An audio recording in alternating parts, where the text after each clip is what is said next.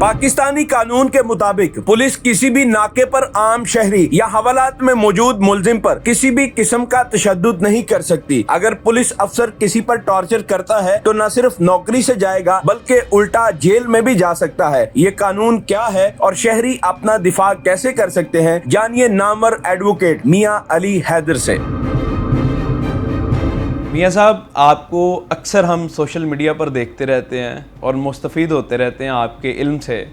जिस तरह आप लोगों को लॉ समझा रहे हैं, मुझे एक और लॉ समझना है आपसे कि आप देखें कि आए दिन हम वीडियोस देखते हैं कि पुलिस वाले लोगों को मार रहे हैं, मुल्ज़िमान के ऊपर टॉर्चर कर रहे हैं और उनको कोई पूछने वाला नहीं है। लेकिन अभी एक एक्ट आया है, torture and custodial death act 2022, जिसमें यह है कि पुलिस किसी भी मुल्ज़िम को टॉर्चर नहीं कर सकती।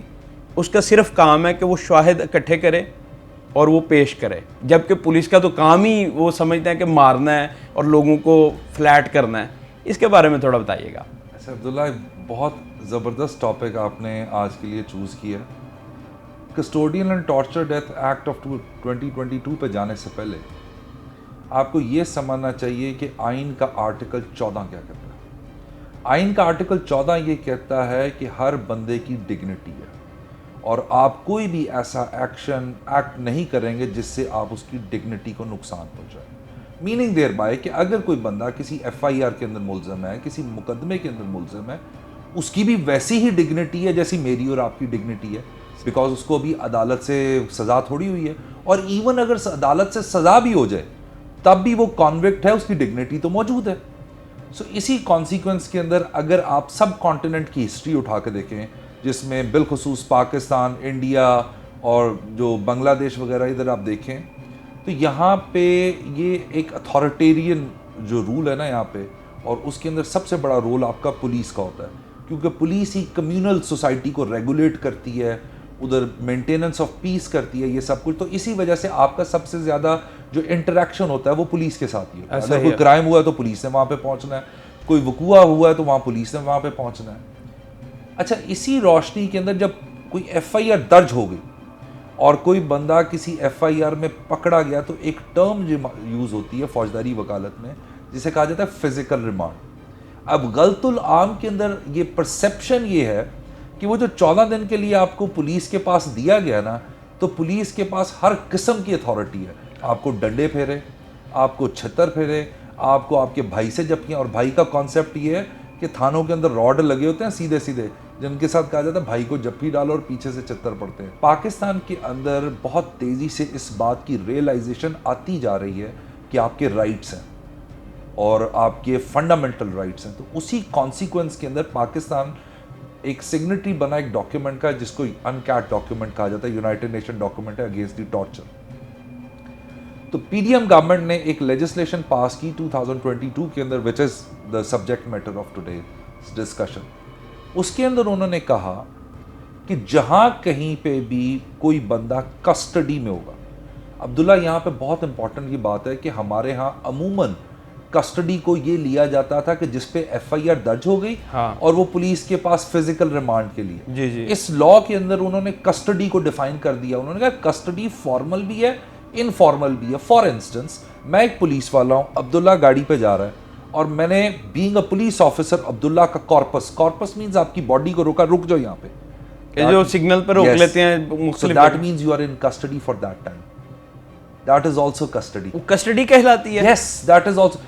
जहां आपने ह्यूमन कॉर्पस को रोक दिया किसी एजेंसी ने, किसी अथॉरिटी ने, और यहाँ पे जो टर्म यूज हुई है पब्लिक सर्वेंट्स की हुई है, जिसमें आपकी पुलिस भी आ जाती है, ANF भी आ जाती है, एंटी करप्शन भी आ जाती है, FIA भी।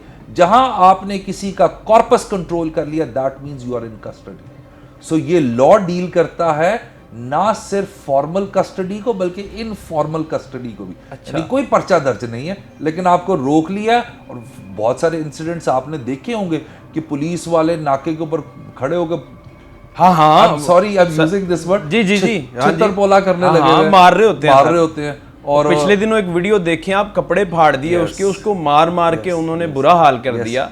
सो दैट मीन्स अब्दुल्ला वो कस्टडी के अंदर टॉर्चर हुआ।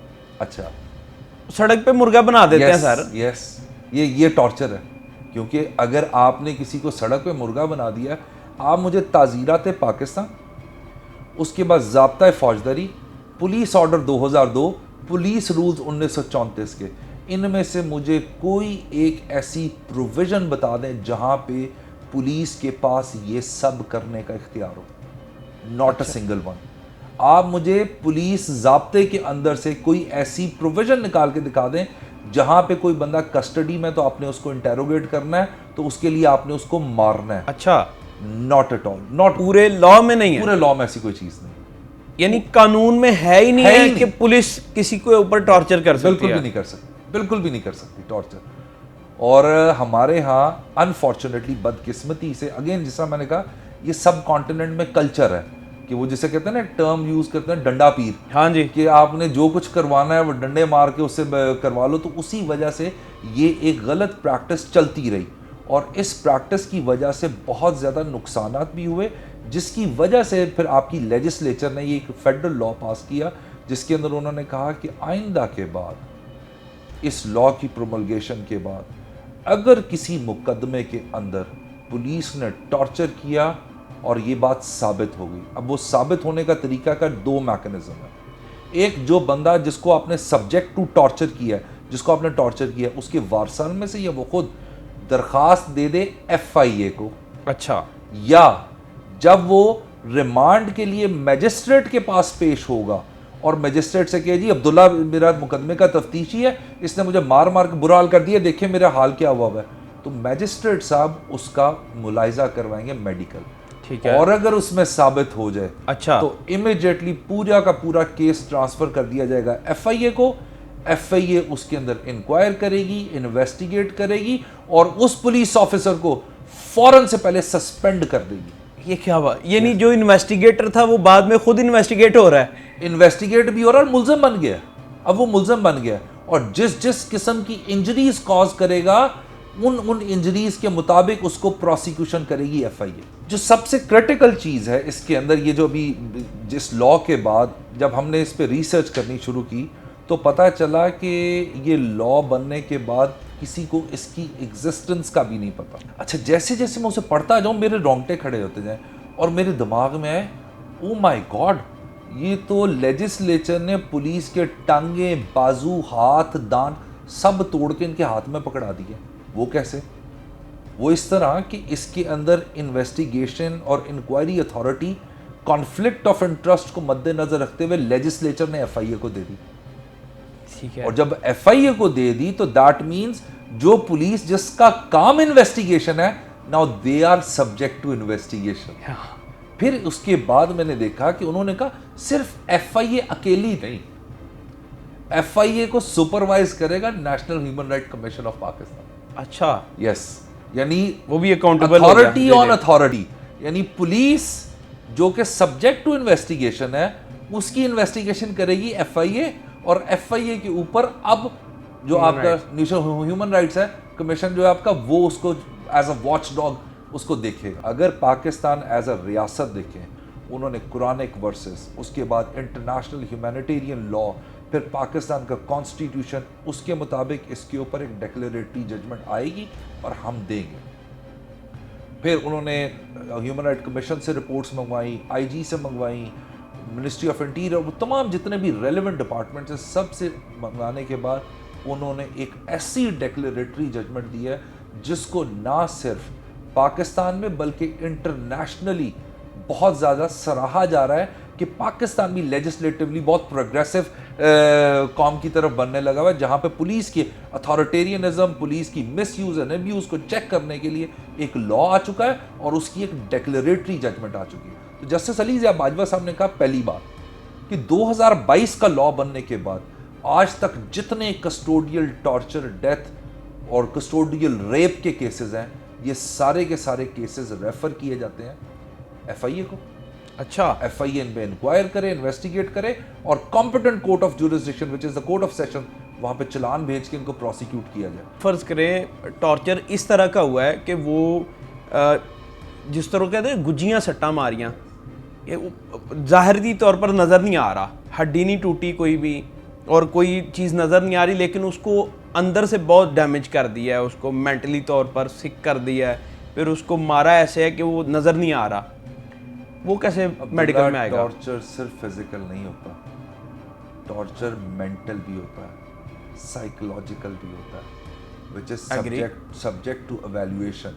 अगर डॉक्टर ये कह दे कि ये बंदा साइकोलॉजिकली इस पर टॉर्चर किया गया, अभी आपने देखा होगा बहुत सारे केसेस के अंदर रीसेंट पास्ट के अंदर different techniques of torture adopt की गई, जिसके अंदर समटाइम्स आपके घर वालों की वीडियोस, समटाइम्स आपके और बहुत डिफरेंट तरीके से टॉर्चर इज टॉर्चर। फिजिकल के अंदर तो चीज़ें अपेरेंट हो जाती हैं, मेंटल टॉर्चर के अंदर, साइकोलॉजिकल टॉर्चर के अंदर, इमोशनल टॉर्चर के अंदर चीज़ें अपेरेंट नहीं होती। लेकिन वंस इट इज़ एस्टैब्लिश्ड, और जो आपने बात की ना गुजियाँ सट्टा, हाँ, जिसके अंदर पानी मुंह पे, वो कपड़ा मुंह पे रखा, पानी फेंकी जा रहे हैं ऊपर से, फिर कोई कपड़ा रख के उन्होंने कुछ चोट वगैरह, टेक्निक्स बहुत ज़्यादा है। लेकिन इन ऑल इवेंचुअलिटीज टॉर्चर अगर इस्टेब्लिश हो जाता है, then that police officer is subject to investigation, और उसके बाद उसको सजा भी होगी। उनके स्टैचूट के ऊपर मैंने बड़ा काम किया। आप यकीन करें कि अगर आप उनका स्टैचूट देखना शुरू करें तो जहाँ पे कस्टोडियल टॉर्चर, डेथ, रेप के केसेस होंगे, वो सुओ मोटो कंप्लेंट भी लॉन्च कर सकते हैं। अच्छा। उसके लिए ज़रूरी नहीं अली हैदरी जाके कंप्लेंट करे। तो फिर आप मुझे बताएं ना, इस ह्यूमन राइट कमीशन का काम क्या है, किस लिए बैठा हुआ है? अगर आपने, और आप यकीन करें, मैं बड़ी माजरत के साथ ये आपको बताता हुआ चलूं कि अदालत के अंदर इन्होंने अपने हाथ खड़े कर दिए थे। इन्होंने कहा जी हमारी कैपेसिटी नहीं है, how can we supervise FIA, how can we refer the matter. जज साहब ने कहा कि लुक एट योर स्टैचूट, अपना लॉ देखो, उसके अंदर अपनी पावर्स देखो।